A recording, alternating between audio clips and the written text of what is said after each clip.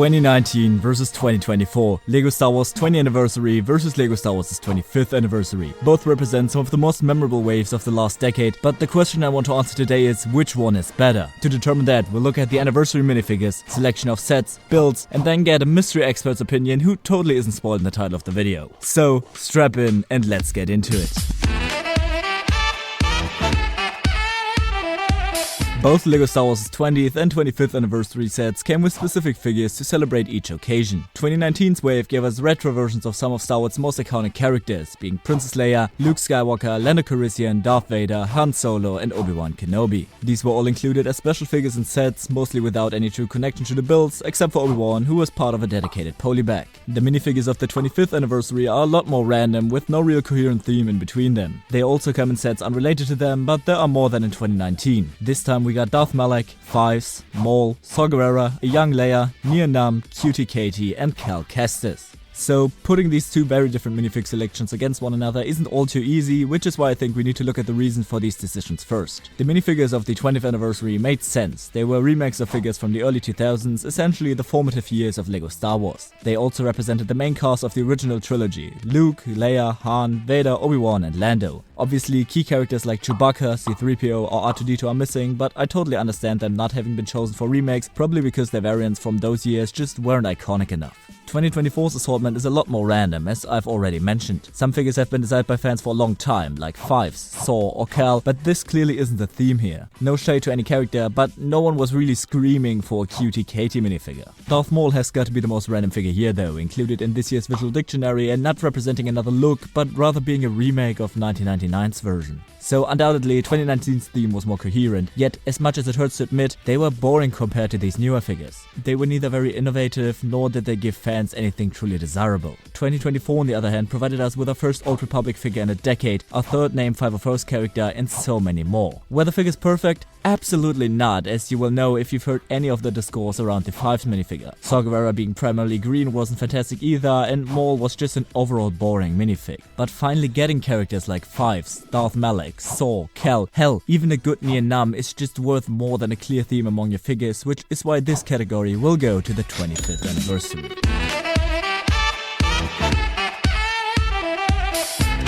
So now it's time to look at the sets chosen for each anniversary before we look at the actual builds. Similar to its figures, the 20th anniversary had a very clear theme going for its set. The 5 regular released sets were remakes of classic LEGO Star Wars sets from the early and mid-2000s. The Imperial Dropship was a remake of its 2007 version. The Clone Scoutwalker of 2005's one, Anakin's Podracer mirrored the one from 1999, same with the Snowspeeder, and the Slave one is a remake of its 2000s counterpart. This makes perfect sense, since these sets represent cornerstones in LEGO Star Wars' history, while simultaneously also belonging to 3/4 different movies. Its accommodating sets also made sense, whether they were promotionals, like both gift with purchase dioramas from that year showcasing some of Star Wars' most iconic battles, polybags giving us mini versions of the normal sets, or even the Star Wars Celebration exclusive Darth Vader bust. Also, the visual dictionary was beautiful and the only sequel representation LEGO gave us in the 20th anniversary line, which made sense though given the theming of the wave. That brings us to 2024, and look, the selection of sets is a hot mess. I truly am trying to find any consistency here, but these really are just a bunch of sets fans wanted for a while and ones no one ever asked for. Now, while that wouldn't be too uncommon for LEGO, the range of sets in combination with that randomness of chosen models is really off-throwing here. Getting a UCS set as part of the 25th anniversary makes total sense, but other than that, we also got 4 buildable character sets, 2 Brickheadz, 3 midi-scale ships, 1 diorama, and 5 minifigure scale sets. While variety isn't a bad thing at all, the sets that were chosen were also just beyond random. We've got long desired sets, like another Imperial Star Destroyer, another Sith Infiltrator, Vader's Boarding of the Tantive 4, or more midi-scale sets. On the other hand though, we also got the $100 Creative Droid Builder and our second buildable R2-D2, not counting the one from the Droid Builder, in the last 3 years. The Phantom Menace is the movie with the most sets here, which makes total sense given that it's also that movie's 25th anniversary, but everything else is just so unbelievably random. The only set with an actual connection to the history of LEGO Star Wars is the Imperial Dropship versus Rebel Scoutspeeder, combining both famous 2007 battle packs into one. And in all of this, I'm still yet to mention the May 4th promo from this year, generating a whole shitstorm of its own, but if you want to hear me talk about that, click the info box right now, since I do have a whole video on that. Also, the box art in 2019 blows the current one out of the water. It was a callback to the iconic 1977 Kenner toy art, which was utterly beautiful, while this one is,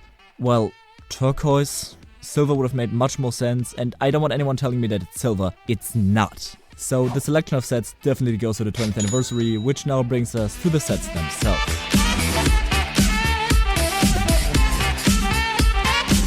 Now it's time to look at the sets themselves, and since 2024 is such a mixed bag in terms of variety and quality, let's start with 2019 again. Looking at the 5 mainline sets, they are, by all accounts, incredible. The Imperial Dropship, the Clone Scout Walker, Anakin's Podracer, the Snowspeeder and the Slave One still are the definitive non-UCS versions of their respective models. 3 of them have gotten some sort of remake within the last 5 years. The Imperial Dropship in this year's Imperial Dropship vs Rebel Scout Speeder, the Scout Walker in the 501st Battle Pack and the Slave One in 2021. They do not hold a candle to those 20th anniversary models though, which, while taking inspiration from older sets, completely stand on their own 2 feet. Especially considering the retail prices, these sets are brilliant. The most expensive set of the wave was the Slave One, one of the best non-UCS sets of the last decade, which retailed for $120, which comes out to $148 nowadays. There was by far the most expensive, with all the others lingering below $50, making this wave incredibly accessible as well. Admittedly, 2019's 20th anniversary gift with purchase dioramas were a bit shit, but the regular wave of sets was fantastic and stands among the greats of LEGO Star Wars. Which brings us to 2024 and the absolute madness that is this year's anniversary wave. Let me start by saying, it's a mixed bag. There are some absolutely fantastic sets, but this wave, potentially more than any other before, is plagued by too high prices. The 2 most obvious examples for this are the 2 episode 6 sets this year gives us, the Desert Skiff and Sarlacc Pit and the UCS Jabba Sail Barge. If you ask me, these 2 are the best versions of their respective movie counterparts, but they have a combined price of $580. This pricing is insane, and it's not just the most expensive sets in this wave, to which I'll get back in a second, but the barrier of entry is already so much higher. 2019's cheapest set was the Imperial Dropship at a price of $20, today $25. 2024's cheapest minifig scale anniversary set is $40. Whether the Imperial Dropship vs Rebel Scout Speeder is worth $40 is up to each person to decide, but not having a cheaper set actually featuring minifigures is crazy. This isn't to say there aren't fairly priced sets in this wave though. I think the midi-scale Millennium Falcon at $85 is still very expensive, but the midi-scale Invisible Hand, for example, at $50 is a great deal. The Imperial Star Destroyer, the Boarding of the Tantive 4 and even the Sith Infiltrator, as flawed of a build as it may be, also still retail at a reasonable price in my opinion. But the problem outside of the pricing is just that some builds are not that great. The Imperial Dropship vs Rebel Scout Speeder features a great Rebel Speeder, but the Imperial Dropship is definitely inferior to 2019's version. Darth Maul Sith Infiltrator is far from the best, and the Creative Play Droid Builder is just a plainly boring set in my opinion. LEGO Star Wars 25th anniversary sets seem to have sacrificed quality in place of quantity, which is why, again, the 20th anniversary gets this point from me. But I'm not the only person with an opinion on these sets, which is why we'll now hear Fortune Brick's take on these 2 waves before we come to a final verdict.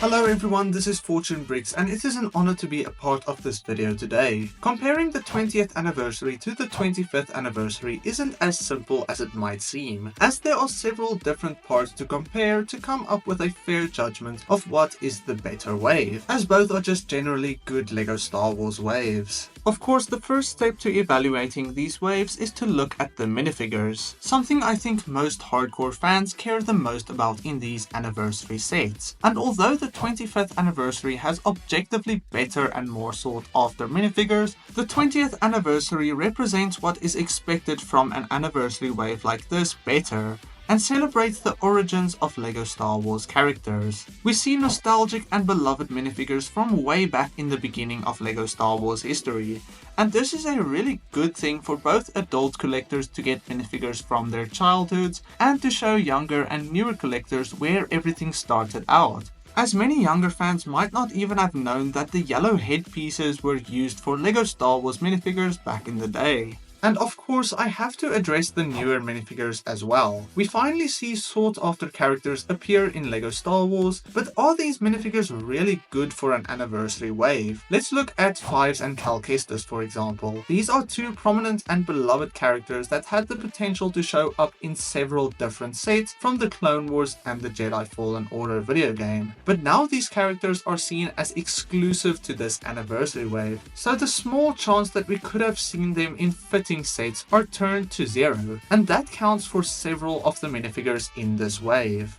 So overall, even though I adore some of the 25th anniversary minifigures, my personal favorites being Fives and Darth Malak, I think for what the anniversary should represent, the 20th anniversary just does a better job. Looking at the sets, this is a much more simpler evaluation in my opinion, and I have to lean towards the 20th anniversary as the better wave once again. Both waves had really good sets, but the 20th anniversary once again represents what an anniversary should be, and that is recreating beloved LEGO Star Wars sets from way back in the day, as seen with the Imperial Dropship Battle Pack, the Scout Walker or AT-RT, and then also the Anakin's Podracer set.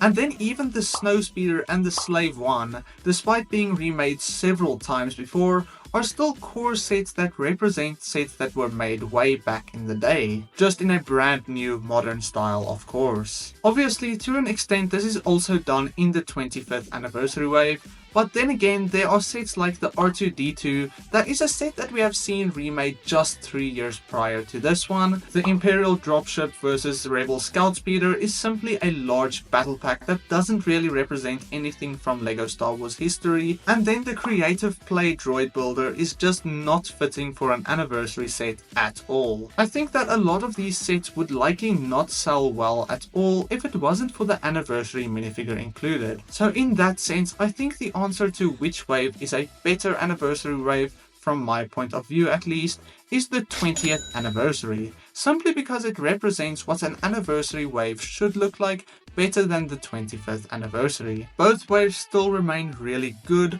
with incredible sets and minifigures included, but of course there has to be a better and a worse side between the two.